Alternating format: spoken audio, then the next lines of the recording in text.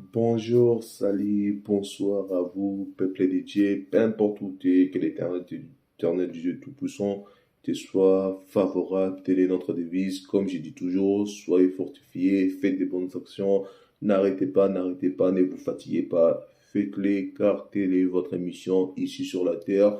Nous sommes tous appelés, attention, quand je dis tous, les brebis de Dieu. Nous sommes tous appelés les frères, nos sœurs, les brebis de Dieu pour pratiquer des bonnes actions.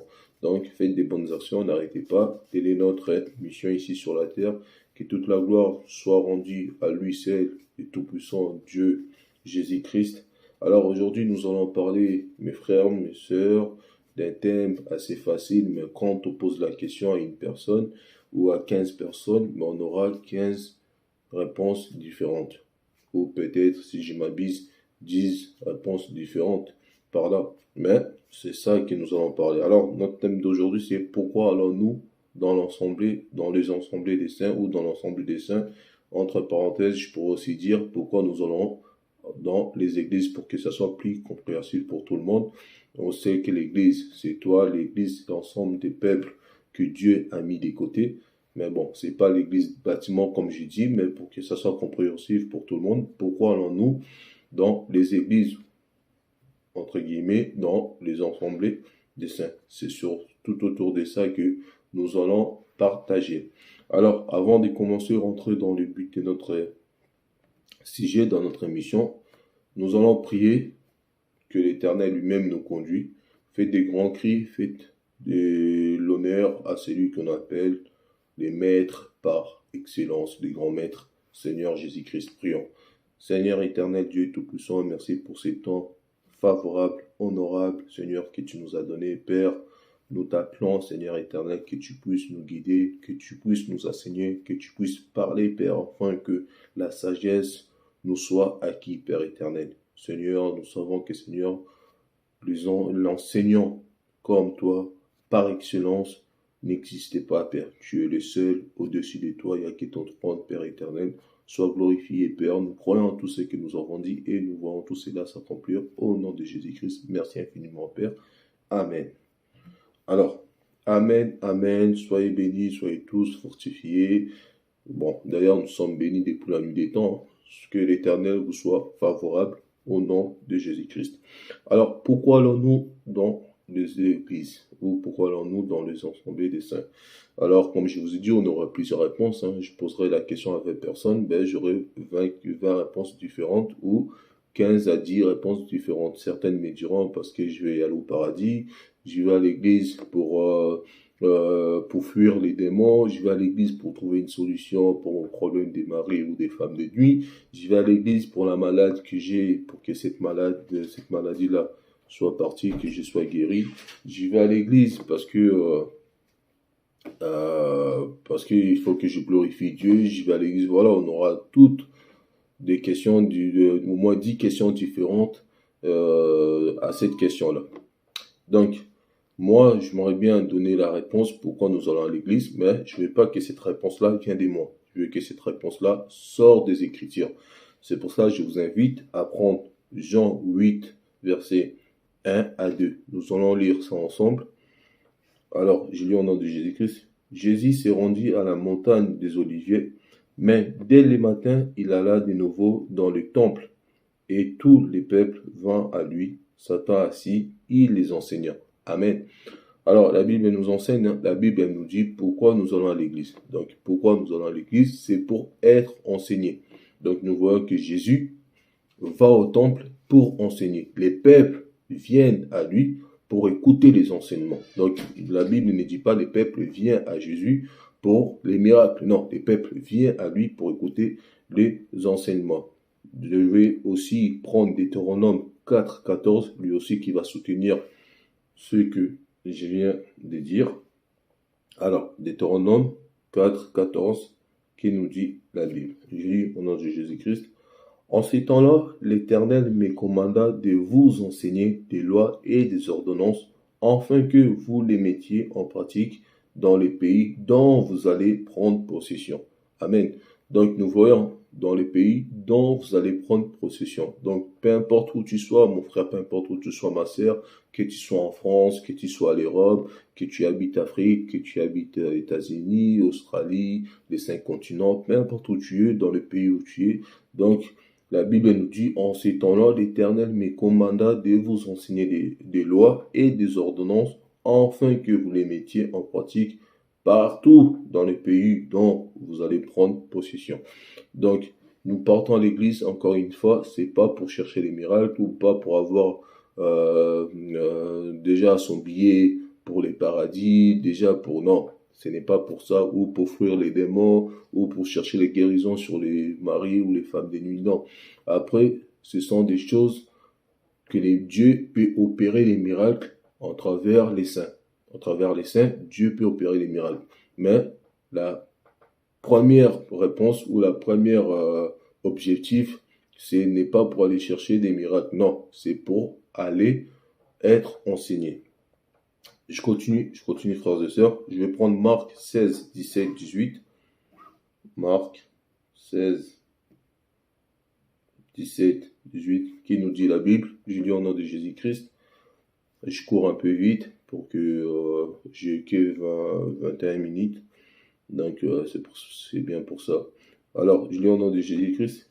Marc 16, 17, 18. Voici les miracles qui accompagneront ceux qui auraient cru en mon nom. Ils chasseront les démons. Ils parleront de nouvelles langues.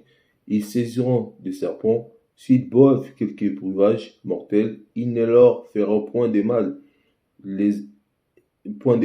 Il imposera les mains aux malades et les malades seront guéris. Amen. Donc voilà, c'est bien ça que je disais. Nous partons à l'église pour écouter les enseignements. Nous partons à l'église pour écouter, pour apprendre les enseignements, pour avoir de la sagesse. Mais nous ne partons pas pour des miracles. Mais qu'est-ce qui nous dit la Bible en Marc 16, 17? Voici les miracles qui accompagneront ceux qui auront cru à mon nom. Donc, dernièrement, je vous ai dit à une vidéo que j'ai faite que le nom de Jésus n'était pas, en fait, ça n'arrêtait pas, ça ne résumait pas à dire le nom de Jésus, je crois au nom de Jésus. Non. Quand la Bible dit, voici les miracles qui accompagneront ceux qui auraient cru en mon nom, la Bible veut dire, voici les miracles qui accompagneront ceux qui auraient mis en pratique les ordonnances que je leur ai données. Voici les miracles qui accompagneront les gens qui mettront en pratique les ordres, les instructions, les commandements, les ordonnances que je leur ai dit, voici les miracles qui vont les accompagner. Donc, pour dire, mes frères et sœurs, ce n'est pas la peine d'aller chercher les miracles à l'église. Non, parce que Dieu peut aussi opérer chez toi. Tu peux aussi rester chez toi et Dieu peut aussi opérer des miracles. Dieu n'opère pas que dans les églises, c'est faux.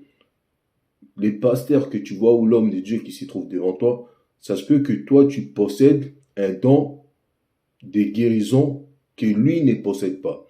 Je ne dis pas que lui ne peut pas guérir. Non, Dieu peut faire aussi en travers son serviteur et guérir. Mais toi, tu peux avoir ces dons-là de guérison. Parce que Dieu te l'a donné. Donc, il ne faut pas se sous-estimer ou il ne faut pas compter que sur l'homme de Dieu. Non. Même, il faut faire confiance à Dieu et non compter sur l'homme de Dieu. Attention, il faut écouter l'homme de Dieu. Il faut respecter l'homme de Dieu, car c'est lui qui vous enseigne. Mais il ne faut pas se baser sur l'homme de Dieu. Non, car on dit l'homme qui fait confiance à l'homme. On se base que sur Dieu lui-même. La Bible lui-même, l'Éternel, nous dit que c'est un Dieu jaloux. Donc il ne faudra pas prendre nous, les sentinelles, à la place des dieux. Non, car il y en a beaucoup qui le font. Il y en a beaucoup, mettons, qui adorent leur pasteur. Tu parles sur Jésus, mais la personne te dit, c'est pas grave. S'il parle sur Jésus, Dieu lui-même saura quoi faire de lui.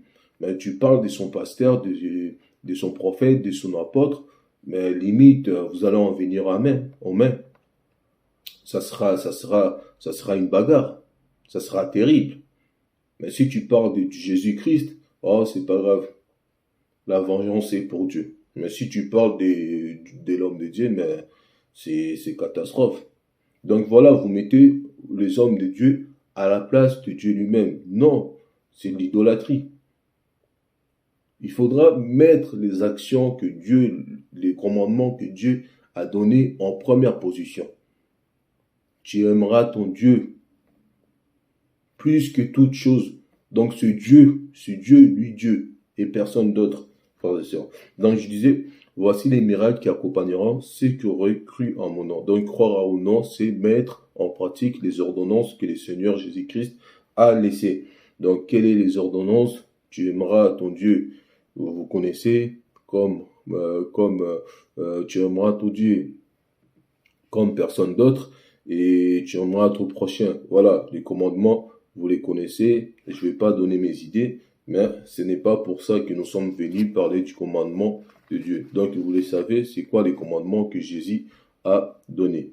Donc, voilà, les miracles, c'est les miracles qui accompagneront ceux qui auraient cru à son nom. Donc, croire à son nom, c'est mettre en pratique ce que l'Éternel Dieu nous demande. Mais, qu'est-ce nous dit Hébreux 2, 1 à 4? Alors, nous allons prendre Hébreux. Alors, Hébreux 2, 1 à 4, qui nous dit la Bible. Qui nous dit la Bible.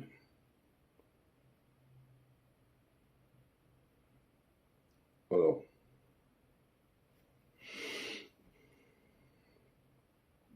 Hébreux 1 à 4. On va prendre Hébreux.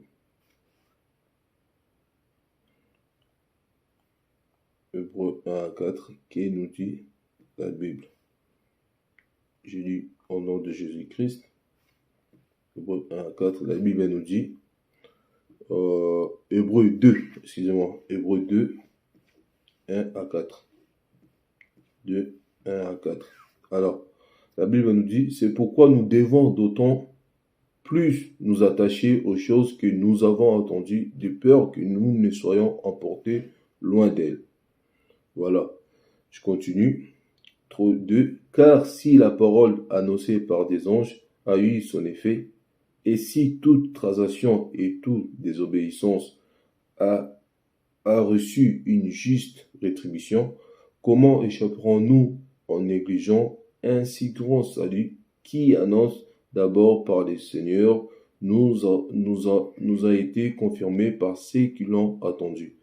Dieu appuyant leur témoignage par des signes, des prodiges et divers miracles et par les dons du Saint-Esprit distribués selon sa volonté.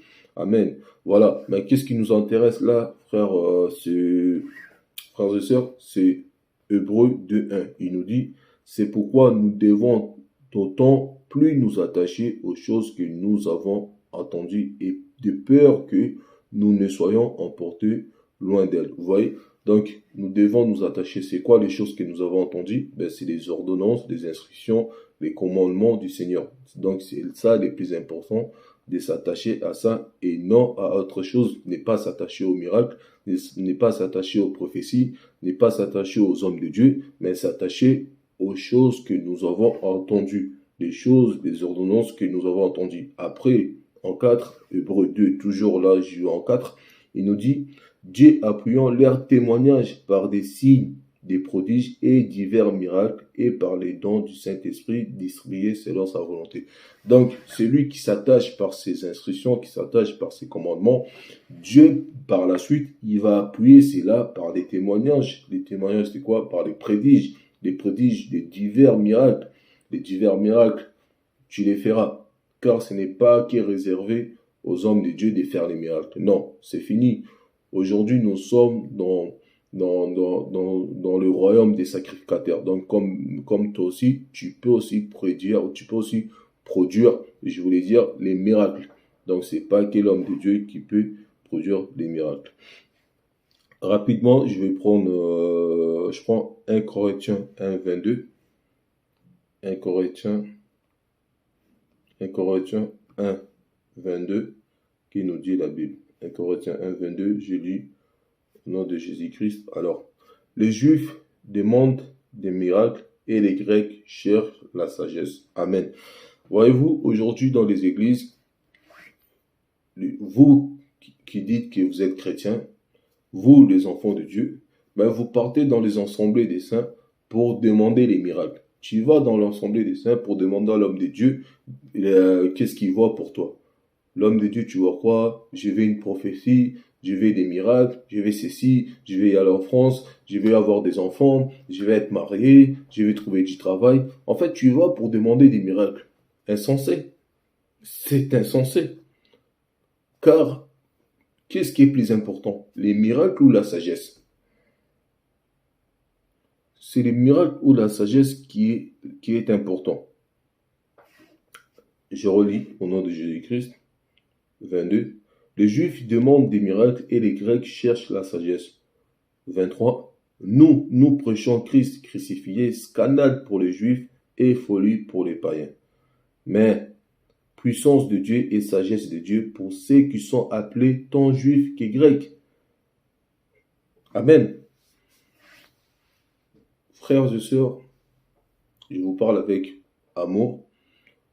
Il ne faut pas y aller dans l'Assemblée des saints pour aller chercher les miracles. Dieu n'est pas bête. Il ne faudra pas y aller pour aller chercher non plus une solution à ton problème. Non. Après, Dieu sait qu'est-ce que tu veux. Dieu sait tes problèmes. Dieu connaît tes problèmes. Dieu connaît tes problèmes. Qu'est-ce qu'il dit en Lamentation 3.37? Lamentation 3.37, qu'est-ce qu'il nous dit les seigneurs? Lamentation 3.37, la Bible nous dit quoi? Je vais les lire. Lamentation 3.37, il nous dit quoi? Qui dira qu'une chose arrive sans que les seigneurs l'aient ordonné? Amen. Qui dira une chose arrive sans que l'Éternel l'ait ordonné? Donc Dieu sait que ces choses-là t'arrivent. Dieu sait, Dieu connaît que ces choses-là t'arrivent. Dieu sait. Crois pas que Dieu est ignorant. Dieu sait que ces choses-là t'arrivent.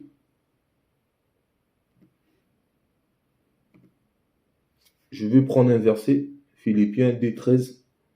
Philippiens 2.13, la Bible nous dit, car c'est Dieu qui produit en vous les vouloir et les faire selon son bon plaisir. Vous voyez? Car c'est Dieu qui produit en vous les vouloir et les bons faire selon son bon plaisir. Donc Dieu sait tout ce qui t'arrive. Dieu sait les problèmes que tu as. Dieu sait les soucis que tu as. Dieu sait la maladie qui te dérange. Dieu connaît.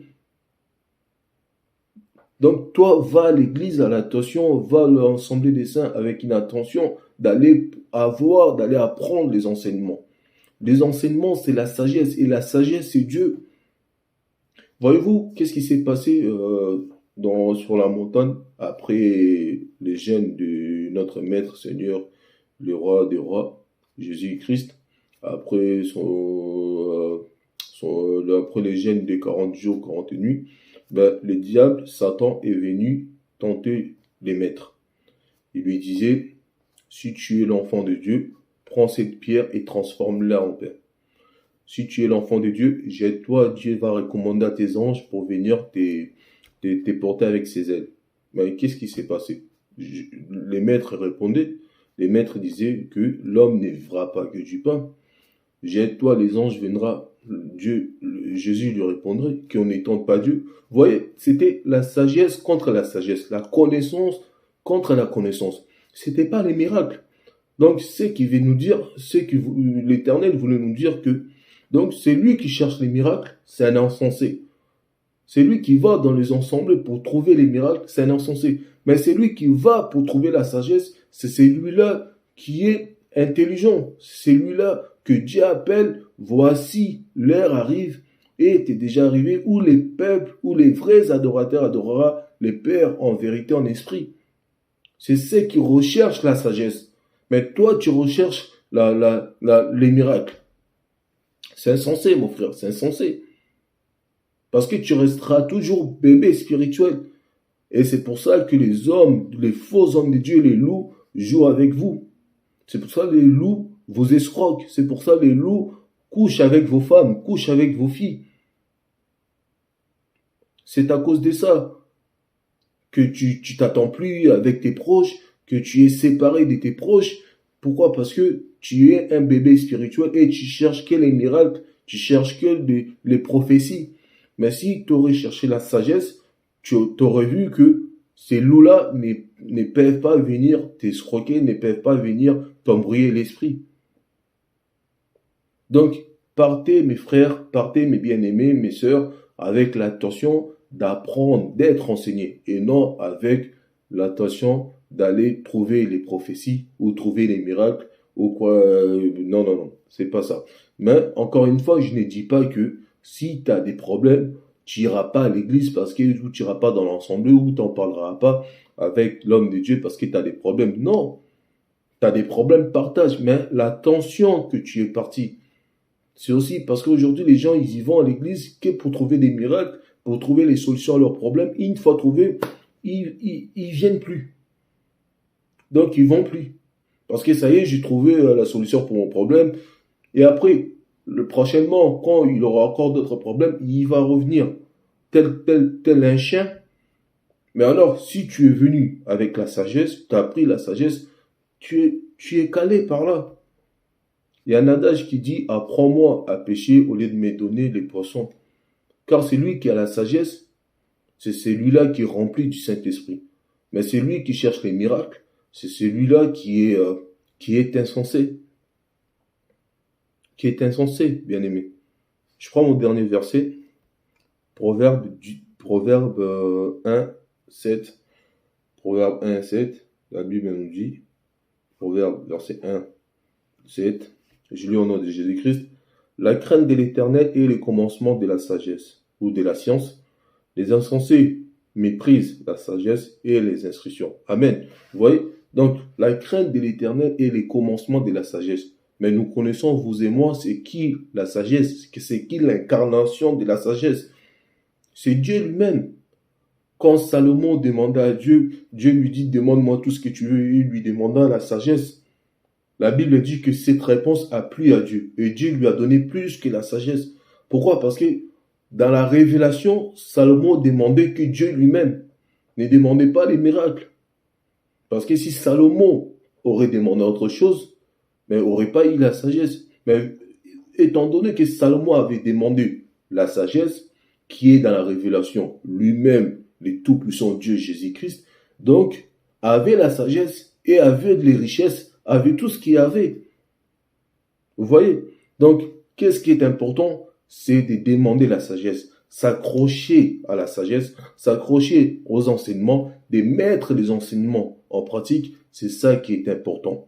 N'allez pas chercher les miracles. La Bible vous dit, les insensés méprisent la sagesse. Ceux qui vont dans les assemblées des saints, ceux qui vont dans l'église pour chercher les miracles, ce sont des insensés. Toi, mon frère, tu me regardes, toi, ma sœur qui me regarde, ne sois pas comme les insensés là. Ne fais pas partie de leur rangée, de leur lignée. Toi, tu es un enfant de Dieu, mon frère. Toi, tu es un enfant de Dieu, ma sœur. Tu es un enfant de Dieu. Donc, Dieu a mis la connaissance à ta disposition. À toi d'aller chercher la connaissance.